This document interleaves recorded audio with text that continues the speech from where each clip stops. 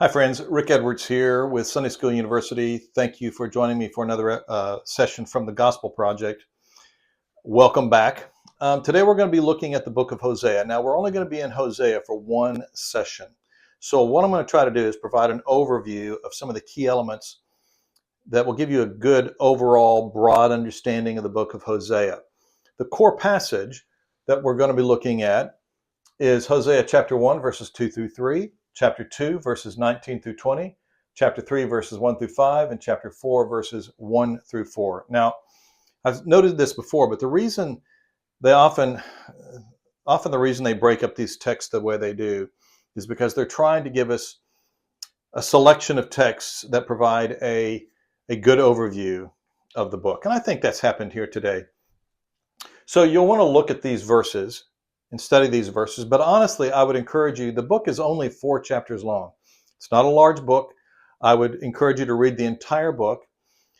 Perhaps read it, listen to this, read it again, whatever. But you need to be familiar with the entire book. And I would note too that this book is one of 12 books that we call the minor prophets. I'm sure you know this, but just to be clear, they're not called the minor prophets because they're less significant. It's simply that the minor prophets are shorter. They're not as long as books like Isaiah, Jeremiah, and Ezekiel. These minor prophets simply are shorter, but they're very significant, okay? So let's jump in and think about this book of Hosea. Just a reminder, the setting here is that there are now 2 kingdoms. The northern kingdom, or the northern tribes, the 10 northern tribes, you'll recall, after King Solomon, they split off. There was essentially it wasn't much of a war, but there was a division in the 2. And the northern kingdom kept the name Israel, and they went off on their own way. The southern kingdom, the southern tribe of Judah, which contained Jerusalem and the temple, maintained the name of Judah. So it became the kingdom of Judah in the south, and the kingdom of Israel in the north. So at this time we have 2 kingdoms, and they were never reunited. Okay, and all the prophets were speaking to either one or the other, or both, as we're going to see. So I would note that the book of Hosea probably was written before 722 BC. Now, why do I say that? In 722, the kingdom of Assyria had grown in dominance.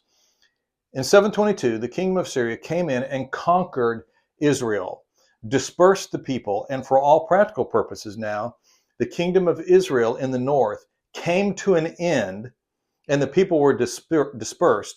The 10 northern tribes, for all practical purposes, from a historical perspective, the northern kingdom disappeared. It's gone. And the 10 northern tribes are what we would call the 10 lost tribes of Israel. There are still some people out there that claim to be one of them, but honestly, we don't know. For all practical purposes, the northern kingdom of Israel ceased to exist in 722.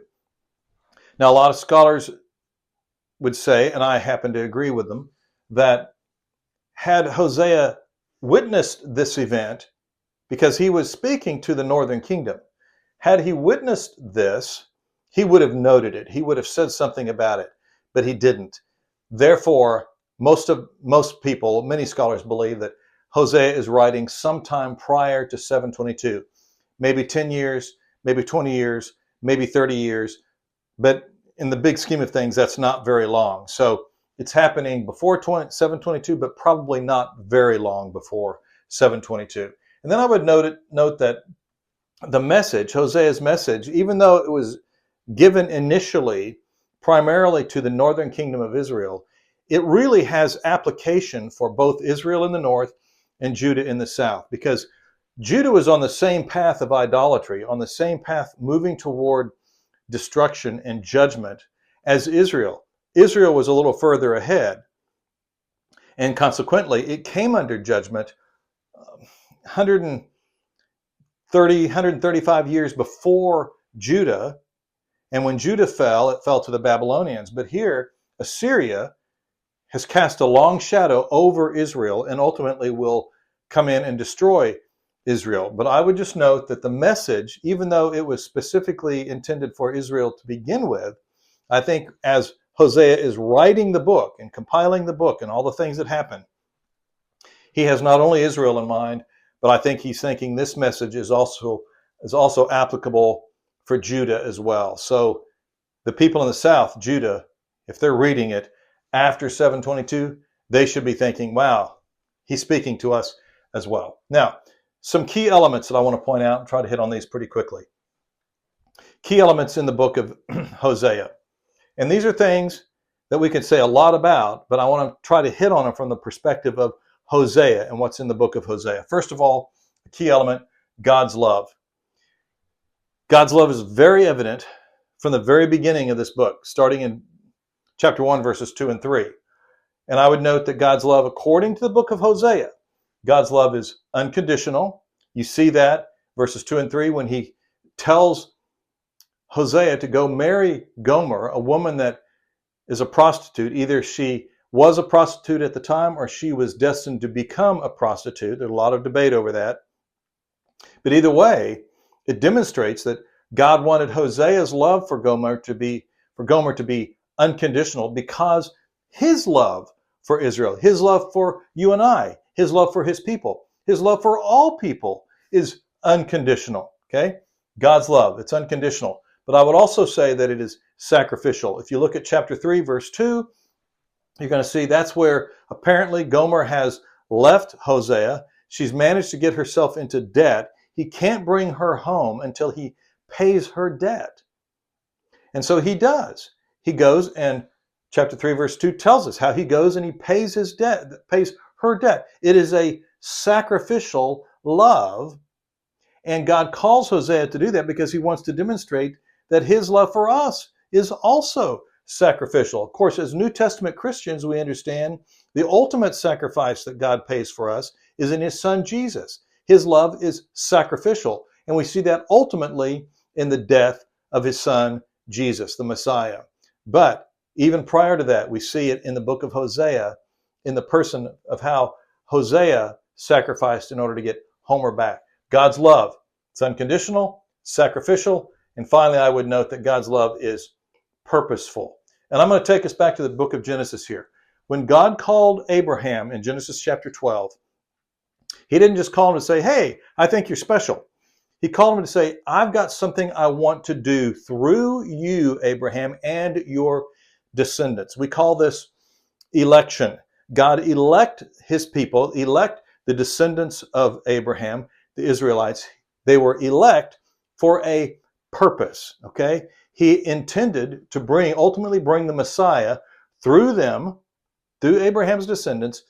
And he says to Abraham in Genesis chapter 12, I'm going to bless all the people, all the nations through you and your people. So God's love is unconditional, it's sacrificial, and it's purposeful. He doesn't just love us and say, well, I hope you do okay. I love you. No, he doesn't love us from a distance. He loves us up close because he has a purpose for us. He had a purpose for God's people back then, Abraham's descendants.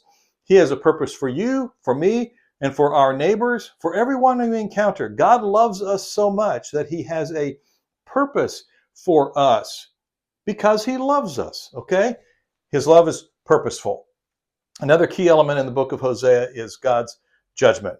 Now, again, we can say a lot about God's love. We could say a lot about God's judgment, but I want to hit on these things from the perspective of Hosea. So in the book of Hosea, God's judgment, I would note that it is like his love, his judgment is purposeful. God brings judgment into people's lives, whether it's a nation, whether it's a society, whether it's an individual, whether it's a church, whether it's a community. When God brings judgment, it is purposeful. He does it because he wants to accomplish something. And if you look at chapter 3, verses 4 and 5, it's evident there. He's telling Hosea to speak to Gomer, tell her she's been away, she needs to come back, and she needs to be faithful. And he says then, just like my people are going to be apart, they're going to spend time away, I have a purpose in mind for that season of judgment. Okay? So God's judgment is purposeful, but I would also note that his judgment is mysterious, okay? And here I would point at the whole book. Read the whole book, 4 chapters, not long. Read the entire book, and you're going to get the sense that God is saying, I love you, but I'm going to bring judgment. But then I'm going to have something for you in the future. We'll come to that in just a moment. But when you look at it, you kind of go, well, what's he up to? Well, the fact is, folks, sometimes in our lives, we don't know what God is up to. Sometimes he works in our lives, whether it's through judgment or something else. Sometimes God is at work in our lives or in our church or in our community. He's at work in ways that are mysterious. And we need to understand, and we need to let God be God. Perhaps you've heard someone say, or perhaps you've said yourself, I don't know why God is allowing this to happen to me. Or I don't know why God is doing this to us. Well, the fact is, folks, sometimes we understand why and sometimes we don't. There are times that we will never understand why God is doing what he's doing. There are times we will never understand what God is up to because his judgment can be and often is mysterious. We just don't know what God is doing. And we need to be okay with that. We just need to trust that God knows what he's doing. His judgment is purposeful, even though we may not understand what that purpose is. And that's evident in the book of Hosea. And then finally, I would point out in the book of Hosea, God's love, God's judgment, and finally, God's future. If you look at the text, you're going to see over and over, there are references to things where God is talking about what is going to happen. 2 good examples, chapter 3, verse 5, and chapter 4, verse 4. References the fact that God has plans. Something is out there, okay? Sometimes it becomes evident among the prophets when God says this is going to happen, and it happens right away. It's obvious what he was talking about, and it's obvious that that prophecy was fulfilled. But in the book of Hosea, it's not always so obvious. What is he up to? What is his future? We're not always certain. But what we are certain of, according to the book of Hosea, is that God has a plan. He has a plan. We may not always understand what that plan is. We may not be able to describe it in great detail. It may be something that happened back in the Old Testament time. It may have happened in the New Testament time, or it may yet have to happen. It may still be future even to you and I. It may be planned for what we would call the eschatological future, something that hasn't happened even from our perspective. We don't know sometimes, but what we do know is that God has a plan, and when you look at the book of Hosea, it affirms that fact, that God has a plan. Now, let me bring this in for a landing. Here's the final application I think that I would make for this lesson. We serve a sovereign God who can be trusted to love us and act according to his plan. We serve a sovereign God. Remember, we need to let God be sovereign. He is sovereign. He does not answer to you and me. So he doesn't owe us any kind of explanation about anything he asks us to do or anything he asks us to go through. He is sovereign. But he can be trusted to love us. You get that? He can be trusted to love us. And that's one of the main points of the book of Hosea. He can be trusted to love us, and he will act according to his plan. Now, folks, even though sometimes as his plan unfolds, we look and we think, well, it doesn't feel very loving, this thing that's happening here. That's when we just have to trust that God is sovereign, he has a plan, and he loves us even when it doesn't feel like he loves us. Even when the circumstances would suggest that it's not going well for us. Even when we are tempted to think that God does not love us, he does love us. And that's an important point, an important application that I would make for this entire lesson. So I hope that's helpful. I hope it gives you a good overview and an understanding of the book of Hosea. We'll see you next time.